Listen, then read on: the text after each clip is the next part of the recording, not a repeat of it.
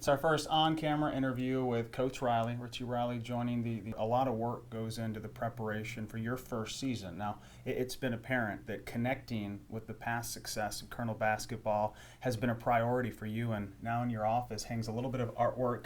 Coach Landry, Coach Broussard, and of course Richie Riley. Didn't take you long to connect with two of the figureheads for past Colonel success. Yeah, each of those guys were at my press conference, which meant a lot to me, and they've really lended a helping hand to try to get me settled in and, let me know about things that they did that were successful and also things that they did that they wish they would have done differently. Yeah. So each of those guys had a tremendous amount of success here at Nichols. Coach Landry helped them transition from Division II into Division I and had some great success with great players. And then Coach Broussard made 2 trips to the NCAA tournament in '96 and '98.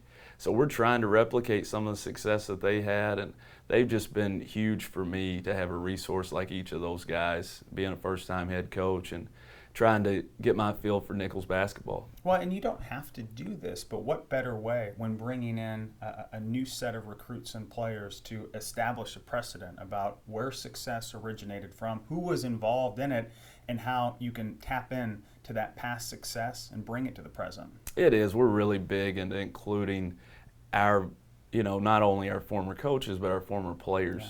I think it's huge for our guys because our guys come from different countries, different states, and they don't know a lot about the tradition of Nichols basketball and the success that we have had. There has been some great success here, and I think it's important that our guys understand that. And we build our program in a way that we can, replicate some of that, like I said.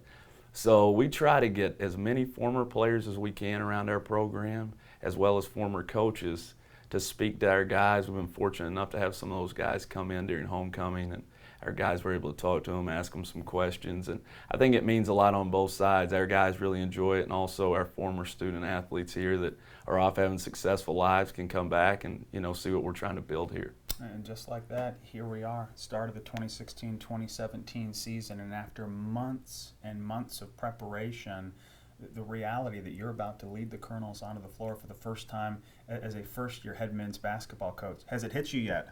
Yeah, it hits me every day. I'm stressing out and, running a million miles a day trying to run the stress off. But I'm enjoying as much as I can. I have a great group of kids. Our guys are hungry to get better. And, we're a work in progress right now. Thankfully, we don't have to play anybody for real where it counts wins and losses until November 11th at Boston College, which is good.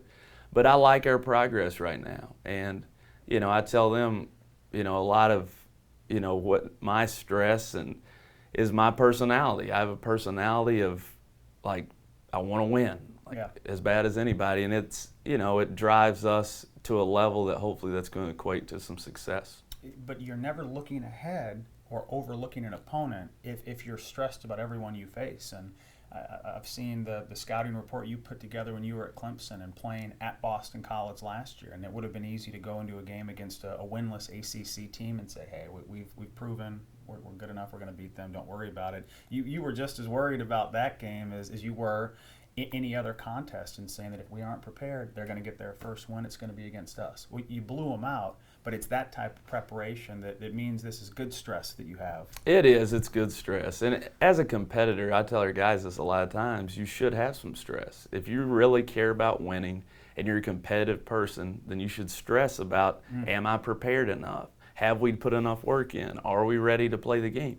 They should think like that too to a certain extent. Not as much as their coach, but to a certain extent.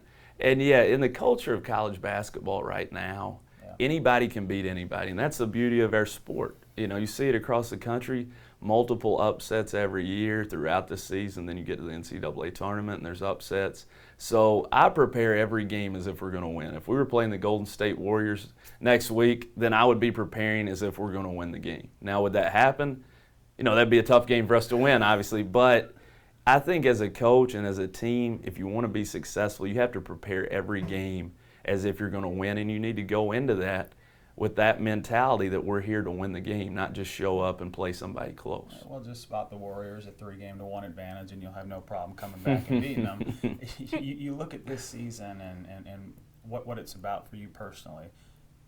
showing that you're a first-year head coach that can handle the job is not something that you need to worry about. But when you are going into your first year, obviously you've earned this position and have people that have invested and believed in you, but how much of that is a factor in knowing that this will be the first time you're making every decision? It is. It definitely is a factor. And throughout my career, I've always operated with a chip on my shoulder because how I started, my start is, very humbling, to be honest. I mean, I was a volunteer assistant in NAIA school.